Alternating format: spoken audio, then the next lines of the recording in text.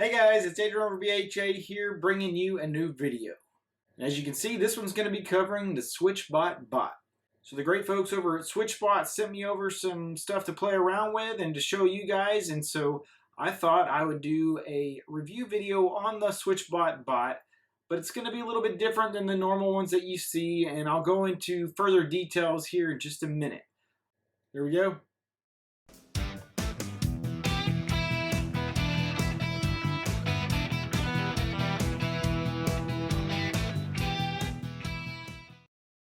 So I know a lot of you are probably familiar with my setup, but not everybody is. So I run Home Assistant in a Docker container, which really works great, but the issue that I normally run into is that my Bluetooth radio does not pass through very well to the Docker container. At least it's not very consistent. Because of this, it's really difficult for me to control these Switchbot devices, which are Bluetooth only, easily from Home Assistant.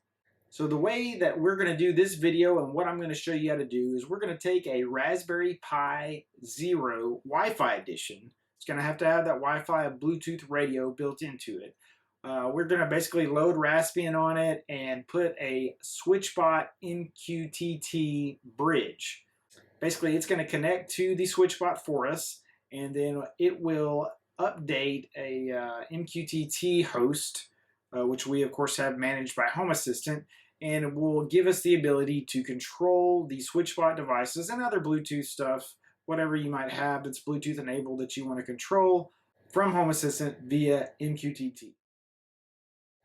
Alright, so let's do a quick run through of everything we're going to cover in this video.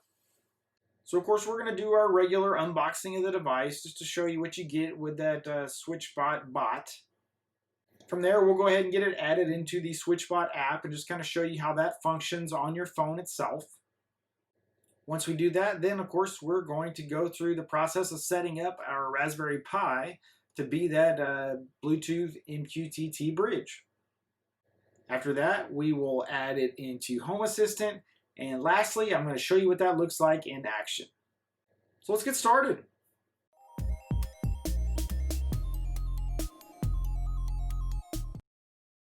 Alright, so the Switchbot bot, this is the black version. They also have it in white. It comes in a pretty small form factor box here. There's not a whole lot to it. This is a Bluetooth enabled device, so it will work directly with your phone once you add the Switchbot app, and then you can control it that way. If you have one of the newer Echo Dots that has the Bluetooth capabilities built into it, you can add the Switchbot app with Alexa and control it that way as well. And I think it also supports IFTTT. It of course will work with Siri and Google Assistant as well. Inside the box, of course, you get your instructions on how to set it up. Of course, it has the 3M double stick tape, which allows you to stick it to whatever you want to control. And there's a couple of different options there if you want to use it to control a toggle switch versus just pushing a button. They got some 3M tape with some hooks on it there that allow you to kind of do it that way as well. Other than that, that's pretty much all you get in the box. So let's go ahead and move on to the next step and get it added into our Switchbot app.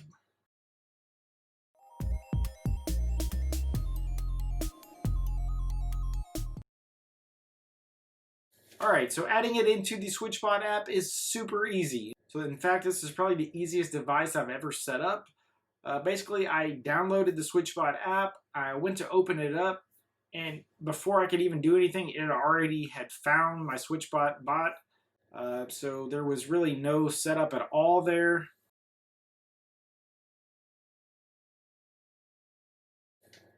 As you can see here, I basically went in and gave it a name. I'm going to use mine to turn my coffee machine Keurig on and off, so I'm just going to call it coffee machine. I may end up changing that in the end, but that's what we're going with right now. Up here, if you hit the three dots up in the corner up here, you can see the device info for this, which has the Bluetooth MAC address. You need to make note of that, document it, copy it, save it somewhere, because you're going to use that further down the way whenever we get to setting it up with the MQTT bridge.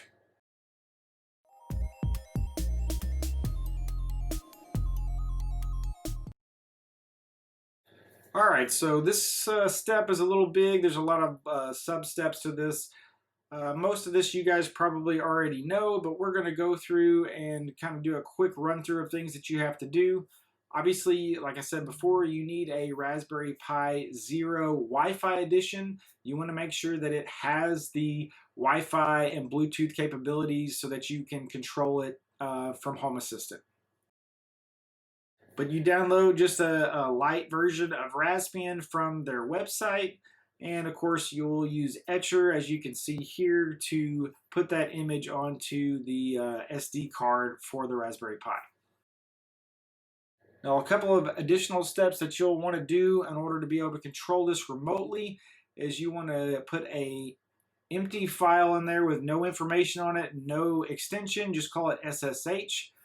This will give you the ability to SSH to this right after you power it on. The other thing you need to do is to create a file called WPA_supplicant.conf. And I'll have all this in the description below, but you'll put this in there and then you're going to put in all of the information regarding your Wi-Fi setup there at home so that whenever you power it on, this device will automatically connect to your wireless network. So we're going to put all this information in here, everything that it needs to know to connect to my Wi-Fi network.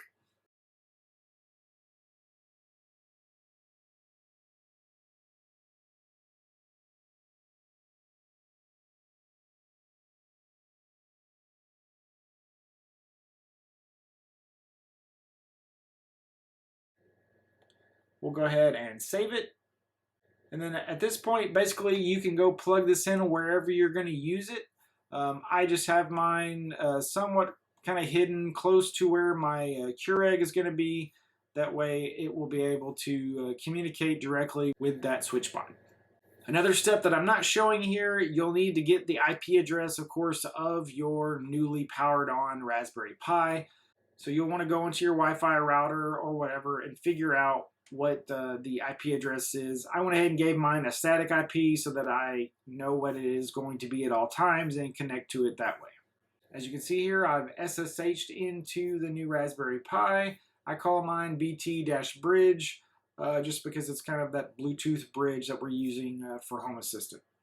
As far as setting up the MQTT portion for this SwitchBot, we just need to do a couple of installations here. One of them is, of course, you need Python 3-pip.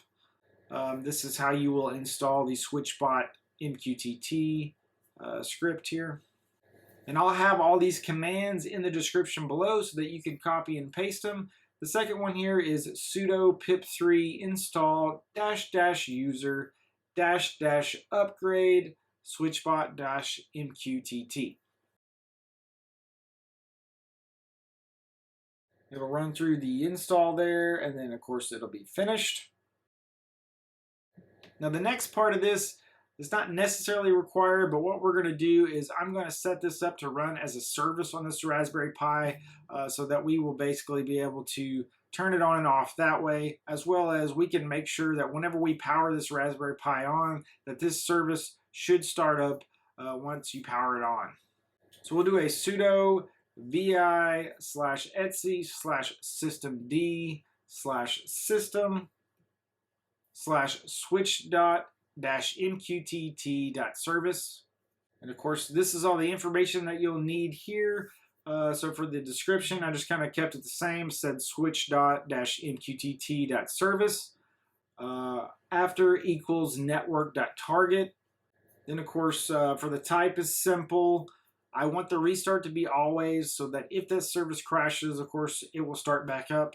Also, when you first power on the Raspberry Pi, once it comes all the way up, it will automatically start the service. Since this is a Raspberry Pi, the user for me by default is just Pi, and I just kind of left it that way. And then for the exec start, this is the path to where the switchbot-mqtt script is installed. And again, I'll have all this in the description below so that you can just copy and paste it. But as you can see, it's going to call the MQTT host, which is managed by Home Assistant. And of course, I have a username and password associated with my MQTT host, so I have set that up there as well. Lastly, under install, wanted by is set to multi-user.target. Once you have all that in there, we'll go ahead and save this file. Now we of course need to enable the newly created service. So of course we'll do a sudo systemctl daemon-reload.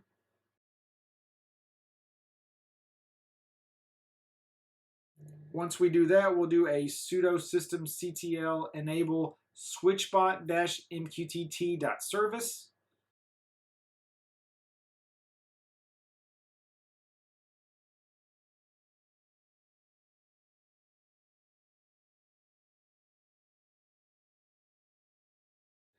And then of course lastly, we'll do a systemctl start switchbot-mqtt.service.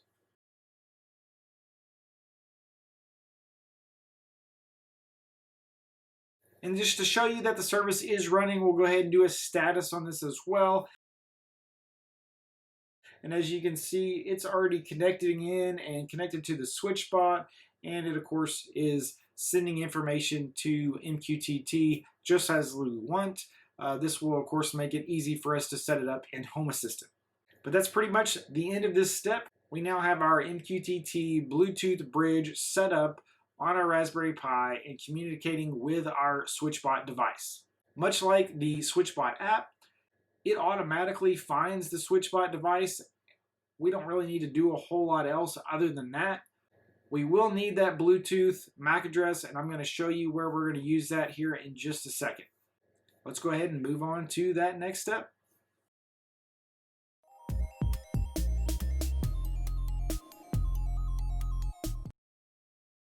Alright, so now we are ready to get this added into Home Assistant.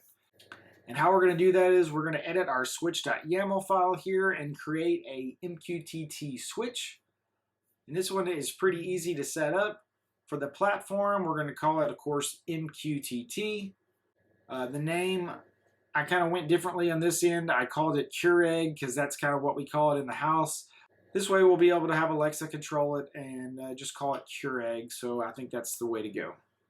All right, so for the command topic, we're going to go with the default setup for that SwitchBot MQTT, which is home assistant /switch/switchbot/ the MAC address that we copied earlier from that SwitchBot app /set. And that's all we need for that command topic. Once we have all that in there, we'll go ahead and save it. And then we're going to jump over to the web interface of Home Assistant.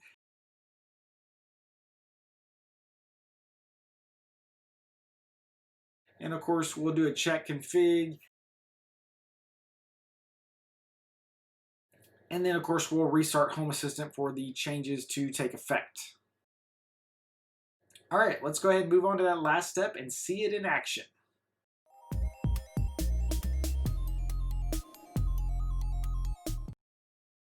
On the left here is Home Assistant, which is my Keurig switch for turning it on and off. And on the right here is just the video of the Keurig, so you can kind of see what's happening as we control it. We'll basically power it on here. And as you can see, I don't know how well you can see it from the video, but the little arm is reaching out and turning on the Keurig. And then of course, if we turn it off, it will go through and turn it off as well. You'll see the little arm come back out there and flip it back off. But that's it.